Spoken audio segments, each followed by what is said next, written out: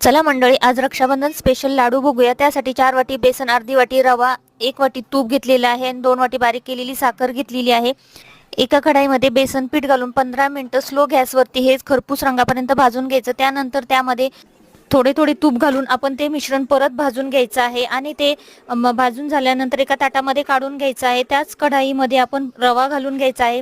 बिना तूप घालता आपण हा रवा पहिला 5 मिनिटं भाजून घ्यायचा आहे आणि त्यानंतर तूप घालून 2 मिनिटं भाजून घेतल्यानंतर हे दोन्ही मिश्रण आपण एकत्र करून घ्यायचे आहेत आणि 5 मिनिटं परत भाजून घ्यायचे आहेत। त्यामध्ये पिठी साखर, विलायची पावडर घालून ते मिश्रण सगळं एकजीव करून घ्यायचे आहे आणि त्यानंतर ते 2 मिनिटं परतल्यानंतर एका ताटामध्ये काढून घ्यायचं आहे आणि नंतर आपण ते हलकं गरम असतानाच लाडू वळायला घ्यायचेत।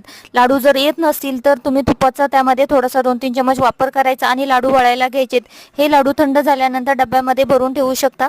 ही रेसिपी आवडली असल्यास नक्की चॅनलला सबस्क्राइब करायला विसरू नका। थँक्यू।